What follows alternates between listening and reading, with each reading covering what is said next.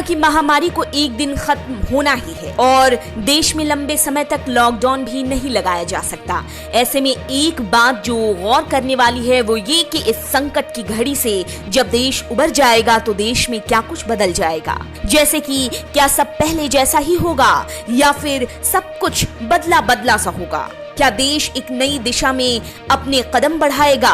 जनता के लिए तो महंगाई का बढ़ना तय है और अर्थव्यवस्था की हालत खस्ता होना भी लगभग तय माना जा रहा है।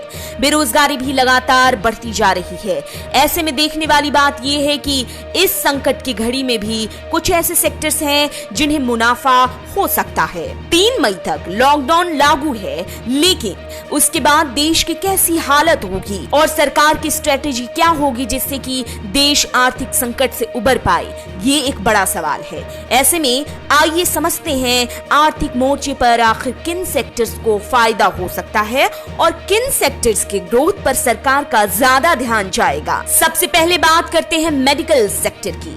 ये तो हम सभी जानते हैं कि इस महामारी की घड़ी में एक सच सबके सामने खुलकर आ गया है, वो ये कि भारत मेडिकल के क्षेत्र में अभी बहुत पीछे है। मेडिकल डेवलपमेंट के लिए भारत की सरकार को अभी कई कदम और चलने होंगे और इसके लिए काम करना होगा। अभी महामारी के बीच सरकार को देश की स्वास्थ्य संबंधी क्षमताओं को और बेहतर तरीके से आंकने का मौका मिल गया है।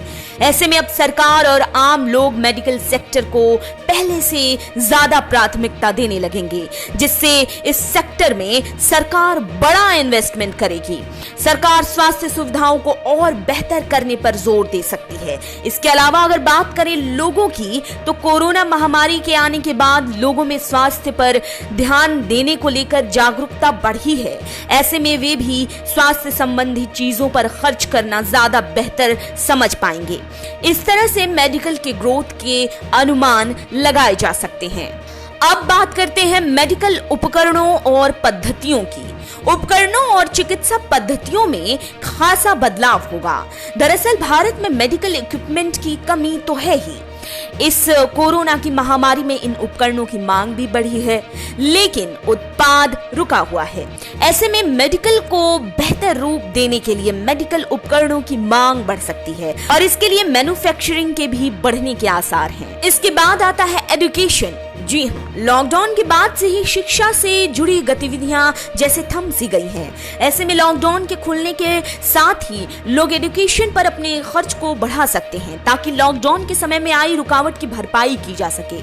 अभी ऑनलाइन शिक्षा का चलन बढ़ा हुआ है, तो दूसरी तरफ लोग लॉकडाउन के बाद एजुकेशन से जुड़ी चीजों जैसे किताब, पेन, कॉपियों पर पैसे खर्च करने के साथ ही ऑनलाइन क्लासेस या ऑनलाइन बुक पर अपने खर्च को बढ़ा सकते हैं। ऐसे में अनुमान लगाया जा सकता है कि लॉकडाउन के बाद एजुकेशन इंडस्ट्री को फायदा हो सकता है। अभी फूड, ग्रोसरी या फिर रोजमर्रा के सामान हो या फिर एक्सेसरीज हो, ऑनलाइन शॉपिंग हो या फिर कपड़ों की खरीद हो, इस वक्त इन चीजों पर लोग न के बराबर खर्च कर रहे हैं।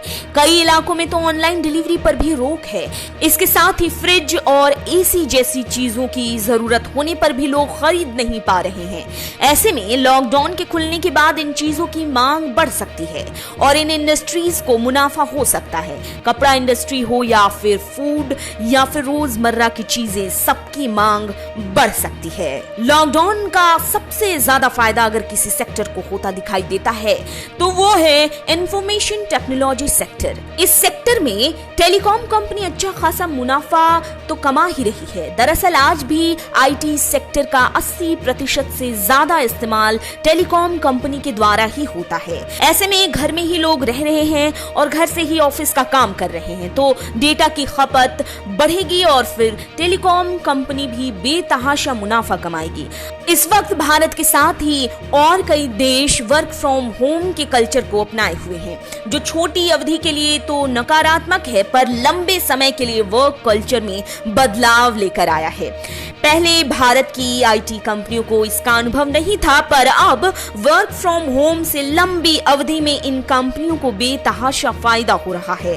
एम्प्लॉय प्रोडक्टिविटी, लॉजिस्टिक लागत के साथ ही ऑफिस पर होने वाले खर्च बच रहे हैं और अगर इसे कंपनियां लॉकडाउन के बाद भी जारी रखती है तो आईटी कंपनी को फायदा होना तय है।